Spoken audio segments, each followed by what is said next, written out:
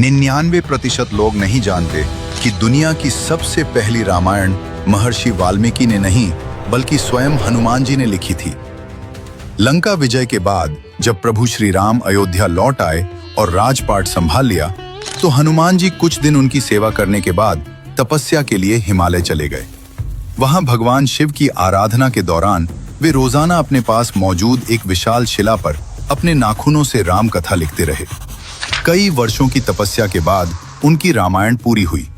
उसी समय महर्षि वाल्मीकि ने भी अपनी वाल्मीकि रामायण पूरी कर ली थी।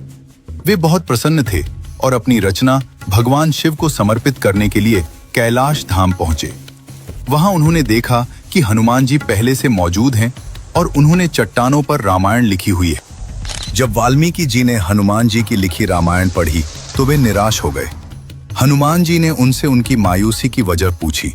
महर्षि वाल्मीकि ने कहा, हे अंजनी पुत्र, मैंने बहुत कठिन परिश्रम से रामायण लिखी है ताकि संसार मुझे याद रखे, लेकिन आपकी लिखी रामायण इतनी अद्भुत है और उसमें इतना भाव है कि इसके सामने मेरी रचना फीकी है। आपकी रामायण पढ़ने के बाद मेरी रामायण को कोई महत्व नहीं देगा। ये सुनकर हनुमान जी मुस्कुराए। वे मान सम्मान के भूखे नहीं थे। उन्होंने वाल्मीकि जी को चिंता मुक्त करने के लिए एक बड़ा फैसला लिया। बजरंग बली ने हनुमत रामायण लिखी हुई भारी शिला को एक कंधे पर उठाया और दूसरे कंधे पर महर्षि वाल्मीकि को बिठाया। वे उड़कर गहरे समुद्र के बीच गए और प्रभु राम को समर्पित करते हुए अपनी बरसों की मेहनत उस शिला को पानी में फेंक दिया। महर्षि वाल्मीकि यह त्याग देखकर दंग रह गए। उन्होंने कहा, हे राम भक्त, आप धन्य हैं। आपकी महिमा के गुणगान के लिए मुझे एक और जन्म लेना होगा।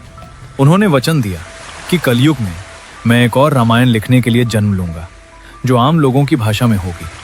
माना जाता है कि कलयुग में गोस्वामी तुलसीदास जी महर्षि वाल्मीकि के ही दूसरे जन्म थे। इसीलिए रामचरितमानस लिखने से पहले उन्होंने हनुमान चालीसा लिखी और फिर हनुमान जी की प्रेरणा से ही रामचरितमानस पूरी की। दोस्तों, हनुमान जी ने साबित कर दिया कि राम का काम अपने नाम से ज्यादा बड़ा है। इस महान त्याग के लिए कमेंट में जय सिया राम लिखें।